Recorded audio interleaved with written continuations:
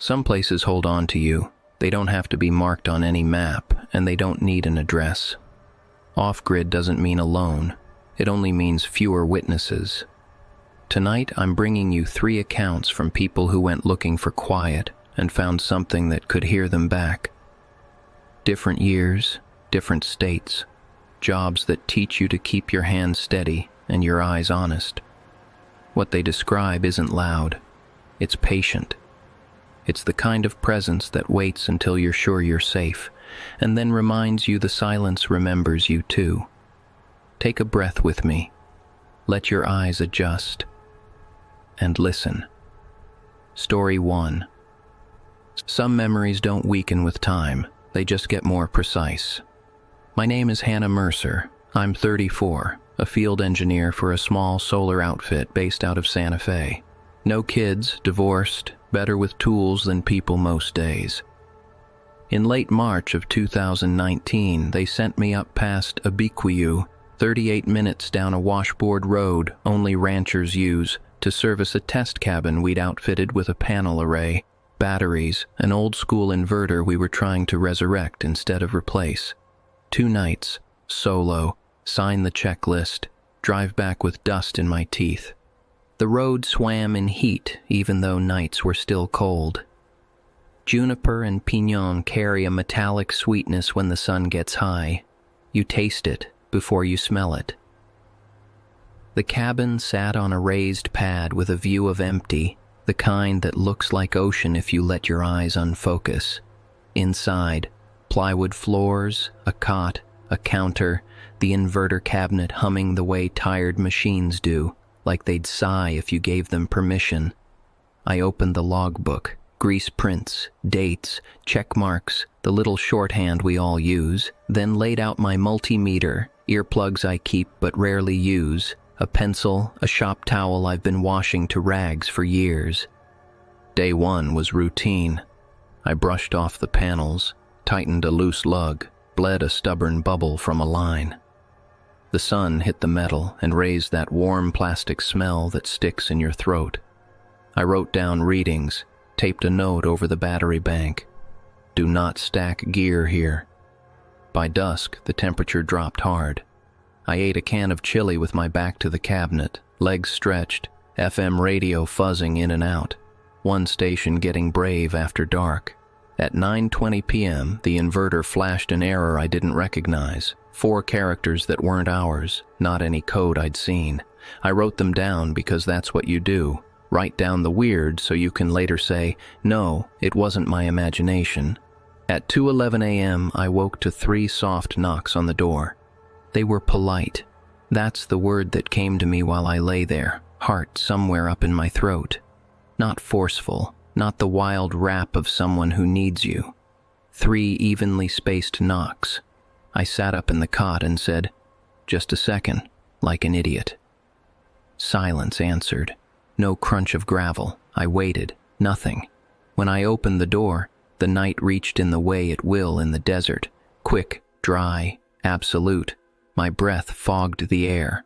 No footprints on the hardpan, no tire tracks that hadn't been there. I shut the door, laughed at myself without humor, and lay down again with my boots still on. The next morning, the inverter hummed, steady as if it hadn't tried to talk. I filed the 2:11 a.m. note in the logbook and went back to work. Twice, while I was leaning over the cabinet, that same low-frequency hum slid up into a vibration. It wasn't loud, not something you'd notice if you weren't hands-on. It felt under my palms, in my wrist bones. I backed off, blinked at the display, and there it was again. The weird code, 4 characters, then a blank, then the first 2 repeating, like a heartbeat that forgot itself. I flipped the breaker, then the next, and the next, until I had the system fully down, dead. The hum softened, but it didn't stop. It moved. That's the only way I can say it without lying. It migrated from the cabinet into the wall of the cabin itself, thin as a mosquito in your ear, and settled inside the studs. My multimeter, left on the counter, ticked to life though it shouldn't have. No circuit to read, nowhere for bleed to come from. The number on the screen was a whisper, 0.03 volts, skating, falling, then rising in a slow tidal way. When I went to write that down, the logbook gave me its own instructions. Pages near the back had been ripped, not cleanly. A hinge of paper hung like a torn lip. On the surviving page above it, a previous tech had underlined a single sentence, then pressed his pen down so hard he'd nearly torn through. Do not answer the knock. That afternoon, the road laid its long ribbon out to the horizon and gave me options I didn't take. I stayed. I'm paid to stay until the work is done. I told myself the warnings were a prank. I told myself sometimes people get lonely out here and scratch their thoughts into paper, and the desert bleaches them weird. The wind pushed against the west wall and made the cabin creak like an old boat. I checked the display every hour, as if catching it in the act would make it less embarrassing for both of us. At 8:03 p.m., 3 knocks, not at the door this time, somewhere near the south window. Polite. I stood without meaning to, and said nothing. At 9:51 p.m., while I was seated beside the inverter, 3 more. Same cadence. I imagined a knuckle pattern across the whole night, dotted like Morse for cowards, saying nothing but refusing to be quiet. I told myself it was the wood contracting. I told myself I'd sleep. At 1:12 a.m., gravel moved outside in a slow loop, like footsteps pacing a perimeter, but never approaching. I lay with my eyes open and watched the dark seam under the door. The radio hissed and failed. I reached for the earplugs, rolled them between my fingers, and set them down again. Putting them in felt like trust I couldn't afford. Sometime after 2, the wind dropped completely. The sudden lack of it was louder than any gust. The hum rose, not in volume but in presence. You feel frequency like that behind your teeth. The inverter, fully disconnected, pulsed. The display, which should have been blank, brought up a single segment, then another, then the next, building characters. 4 I didn't know. Pause. 2 I did. Numbers this time, and then a flicker I could almost swear was part of a letter fading before it formed, like someone running out of juice in the middle of a word. 3 knocks, inches from my knee. The sound came from inside the cabinet door. My body didn't move. My eyes moved, just my eyes, down to the little latch. It quivered once, laughed at me, went still. The hum shifted into the wall again, then into the floor. It felt like you feel an engine through a plane seat during taxi, distant and stubborn. I picked up the logbook without letting my knees bend, opened it to the torn page, and pressed my pencil against the paper so hard the graphite made a tiny crack. I wrote the code again. My hand knew it already and didn't want to. By sunrise, I was ready to leave the way you're ready to climb out of a skin that got too tight. But the job was the job. I reassembled the system, tightened every screw, labeled the breakers, and cleaned up the small debris of 2 days as if a marine inspector would check my corners. The cabin looked innocent in day. When I shut the door, 2 dust motes hung in the same shaft of sun, and I wanted to apologize to them. In town, when I parked beside a warehouse with a bank of industrial HVAC on the roof, the hum found me again. Different pitch, different teeth, but the same animal. I walked past, and it faded, then returned in a breath as if the sound had learned me. It still happens. Grocery stores, office buildings, anywhere electricity is thick in the walls. Once a month, maybe twice, the hum folds itself into silence, and I hear 3 soft knocks against nothing at all. I've never had the earplugs in when it happens, not once. Silence used to calm me. Now I listen for what learns to knock. Story 2. If I hadn't lived alone after 60, I might have chalked this up to grief and left it there. I'm Frank Delaney, retired postal carrier, Western Maine. I know my routes, even now, and I know what fog does to sound. In late October of 2014, my brother's lawyer handed me a key to a cedar cabin on a cove off Moose Look, Maguntic, my brother Rick, had kept it quiet, which was his way. He left me the place in a manila envelope with a photocopy of a map and a note. "Take the quiet, Frank. Let it take you back." I drove up with a thermos of coffee and an AM radio that only behaved at night. The cabin had a harsh, honest smell. Iron lake, cedar boards, mice kept at bay by traps someone had bothered to reset. I split wood because it made me feel like I belonged there. The first evening, I sat with my back to the wood stove and wrote postcards I never intended to mail, old carrier habit, addressing them to people in towns I used to serve, names that had forwarded 3 times or gone dead. It kept my hands from doing nothing. At dusk, the windows changed. Not the view, the glass itself. It went darker than it should, like somebody had swapped out the panes for black glass you could still see through if you tried too hard. I watched my reflection move in it and felt foolish for noticing a detail that small. When I went to bed, I tucked my wife's hymn book, one I'd never known the words to, under my pillow, because grief makes you do sentimental things when you think no one's looking. In the morning, 2 framed photos on the mantel lay face down. Slick backs up, smiles pressed to wood. The frames were the cheap kind you buy at a pharmacy, little metal tabs cutting into your fingers when you bend them. I set them back upright and told the empty room one word: no. Later, while I shaved with cold water that burned my skin, the radio crackled from the other room and found, for exactly 12 bars, my wife's favorite hymn. Not the station, not a performer. Her version. You know a voice after decades, even when a radio tears it to threads. Then the same static I'd had since I crossed the county line. I'm not a man who chases an explanation. If the world wants to show you a seam, it will, and you'll trip on it often enough to learn to step clean. But the seams kept growing. On the second day, the bathroom mirror fogged while the cabin was cold. No steam, no kettle, no reason.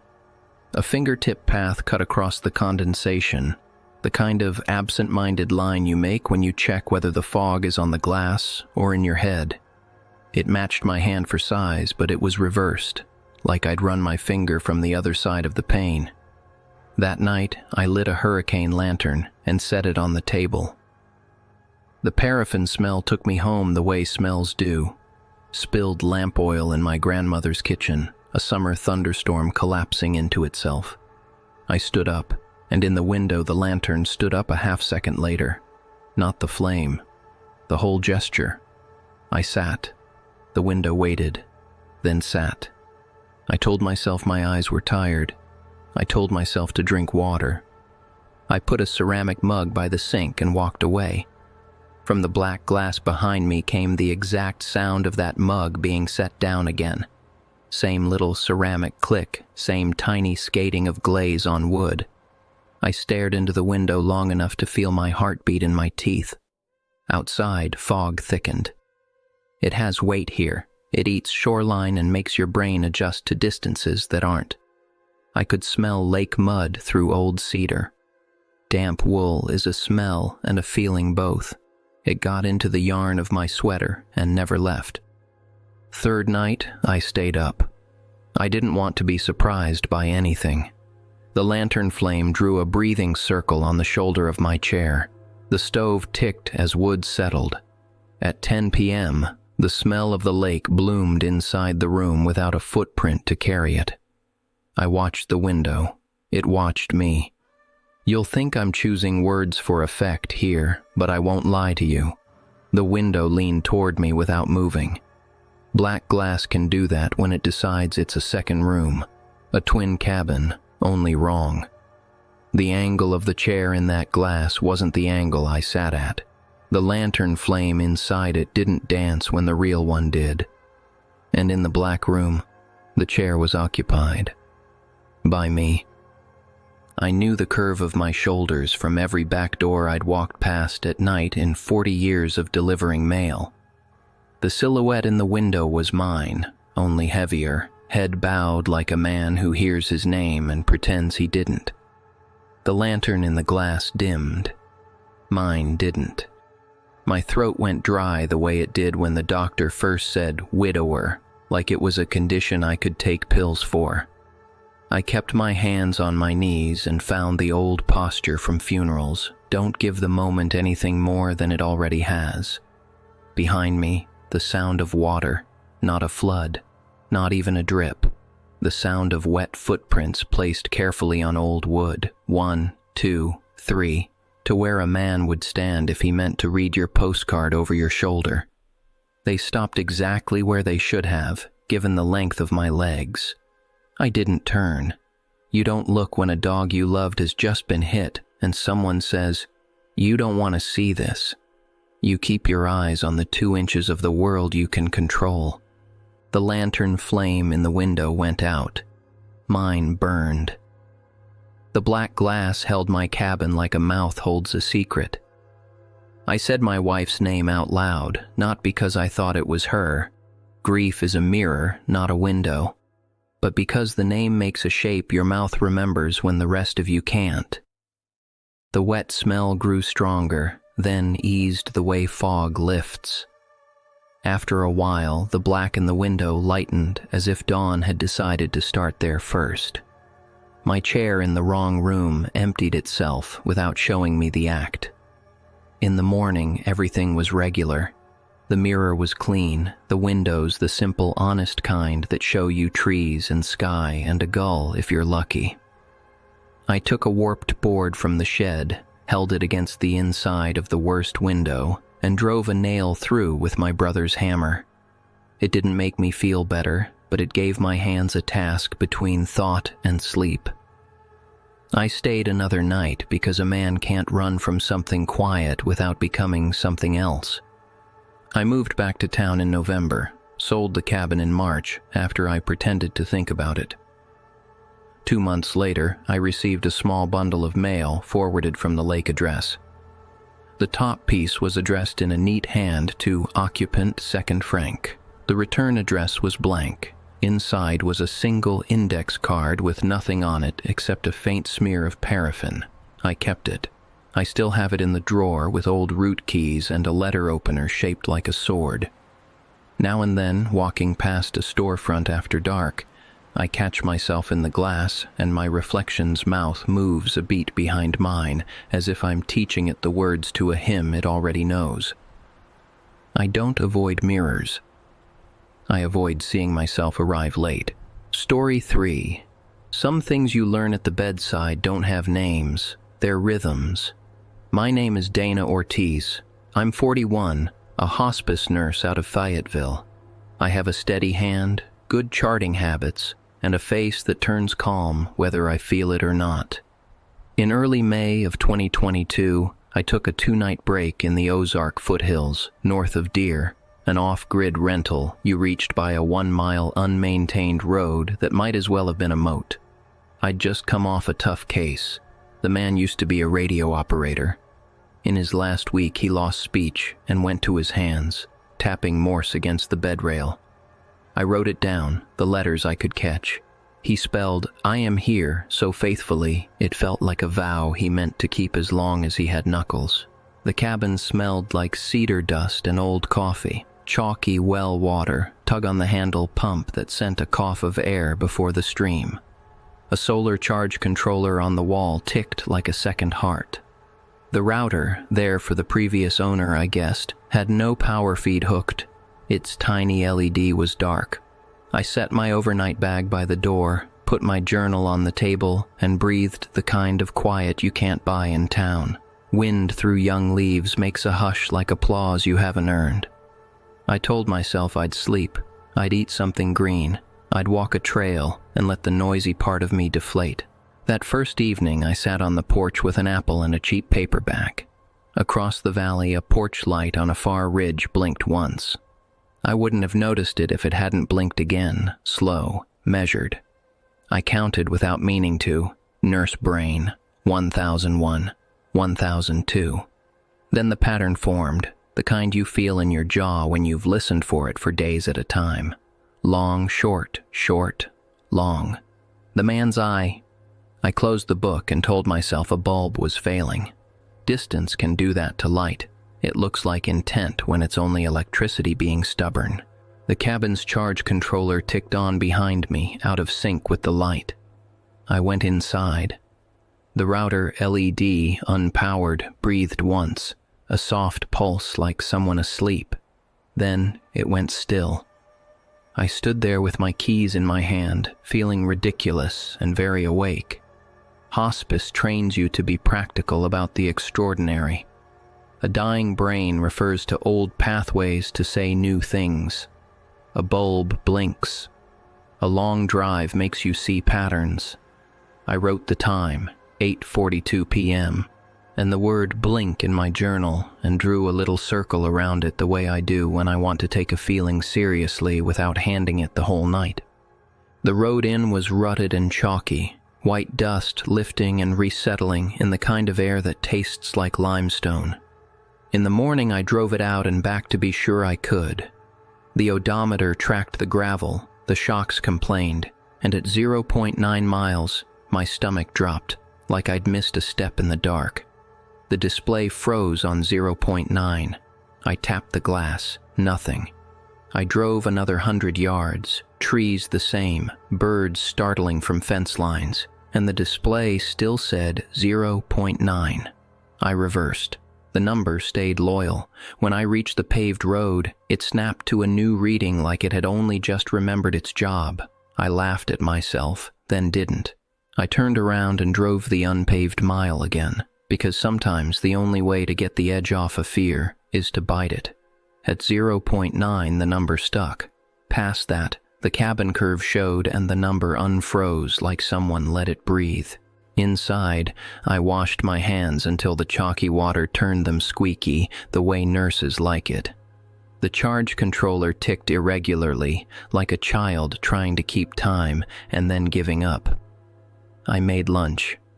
I wrote a few lines about my last patient, his calloused fingers, the way his daughter fell asleep at his bedside with her hand under his as if he were holding her, not the other way around. I walked a little game trail and found a tree with a trail camera strapped to it, the kind hunters set to see what walks by in the night. The SD card slot was empty. I don't spook easy, but the sight of the missing card made me feel like someone had listened hard and taken the listening home. When I got back, my phone, on airplane mode out of habit because there was no cell service, buzzed once and offered me a new photo album titled Mile 0.9. 0 photos. I touched the screen like it might burn me, then shut the phone off completely. Some part of me cataloged heat, dehydration, fatigue, grief. The other part, the animal part, went very quiet and set my shoulders down an inch, the way you do when you want to make yourself small without admitting it. Night came with that quick Ozark switch, gold to charcoal in 20 minutes. The ridge light blinked slow and patient. I tried to read and counted instead. The controller's tick lost its shame and synced to the rhythm across the valley. The router LED, dark all day, exhaled a pale breath. I told myself I'd pull the cover and prove there was a capacitor bleeding off a charge or some other boring thing. Hospice has taught me to love boring explanations. They keep the floor under your feet. At 10:13 p.m., a soft tapping at the window.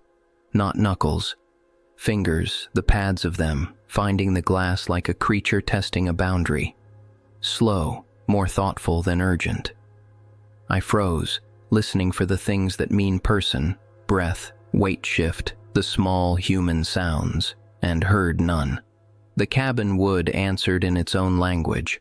A pop, a sigh, the settle of heat. The tapping changed. It wasn't random. People who've sat through long nights with a Morse man will tell you. Your ear learns to sort noise from saying. I told myself no. I told myself absolutely not. I got up and pulled the curtain 3 inches.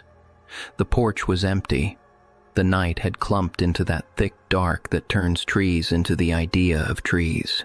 The tapping moved with me as if the window itself had 2 hands pressed to it from the other side, feeling where I went. I went to the table and picked up my pen.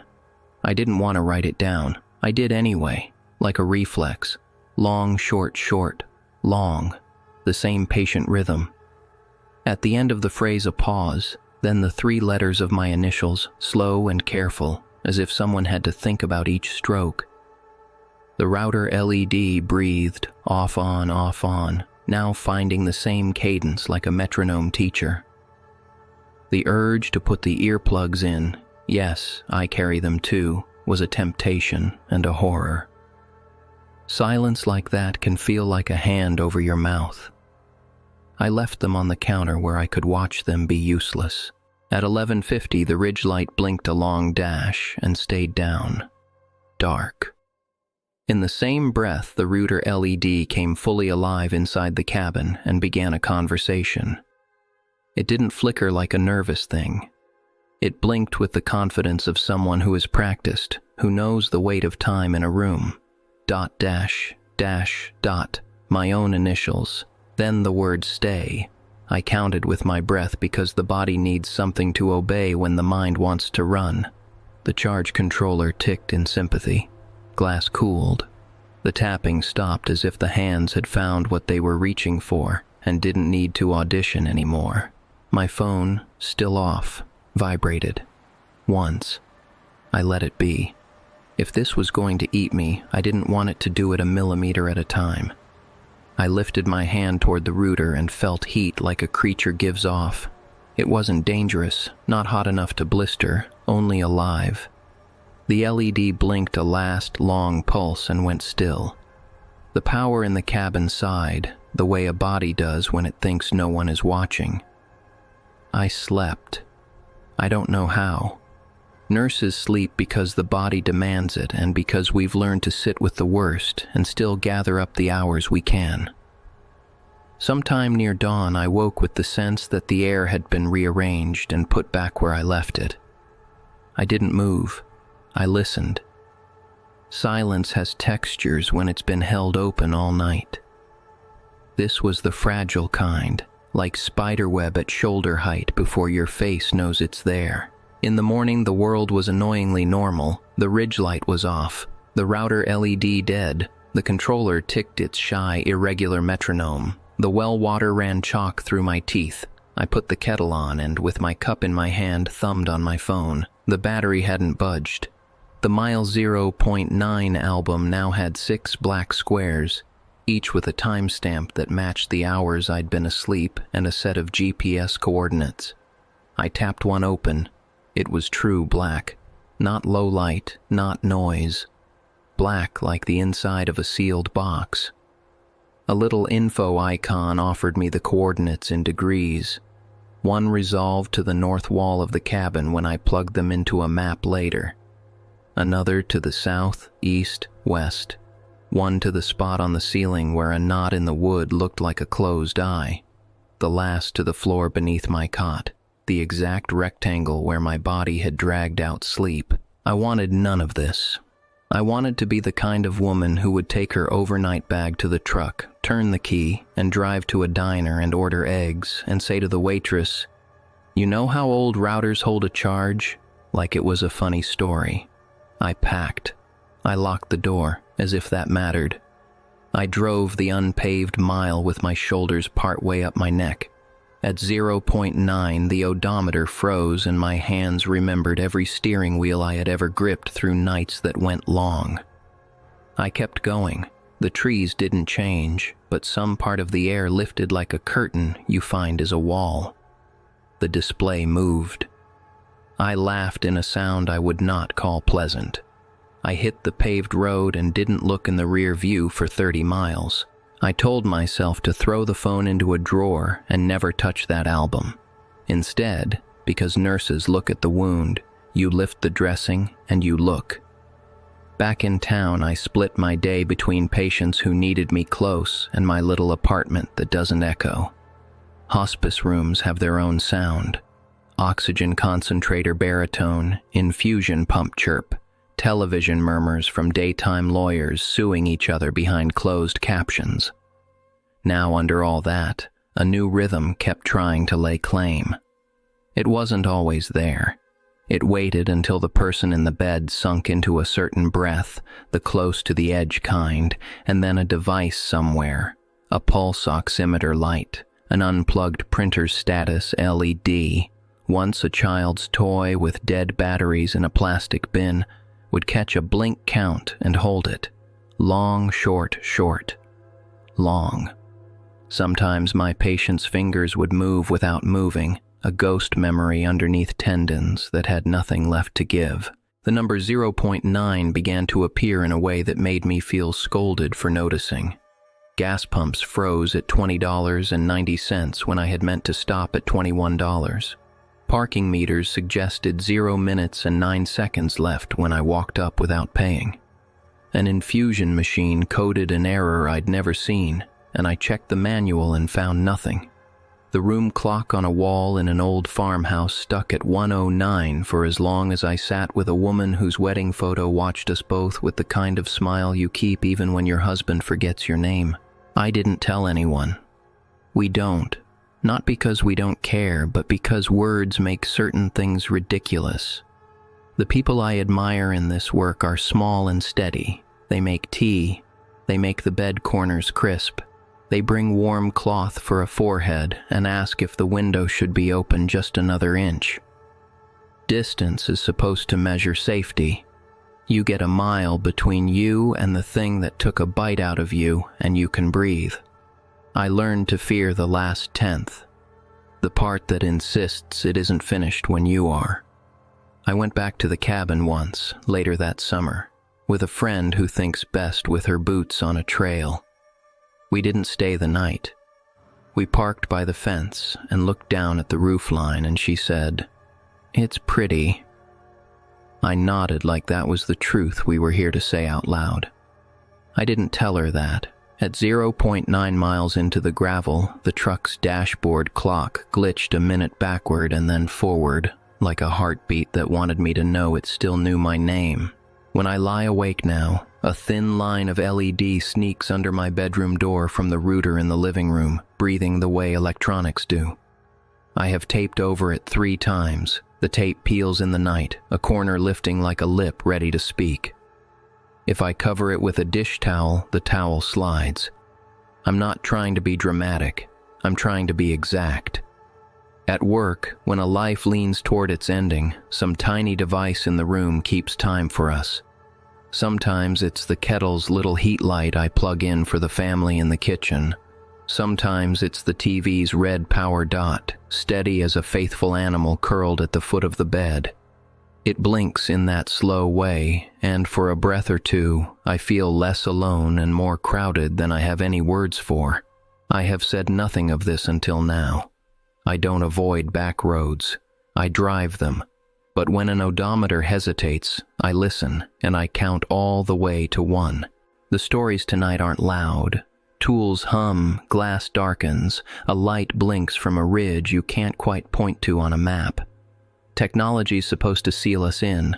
Solar boundaries, radio codes, little cameras stapled to trees so we can name the night. But the gear we bring to keep the world out can end up keeping a door propped open. A hum learns your bones. A window shows you a room you hope you're not already in. A mile refuses to finish until you look at the last tenth and admit you hear your name in it. Here's what they all learned, in different years, under different roofs. Off-grid is still mapped by somebody, and quiet isn't empty. It's attentive. Maybe you go looking for a place that won't ask anything of you. Maybe you find a place that waits for you to admit you're there. If you ever go looking for quiet, don't be surprised when it hears you first.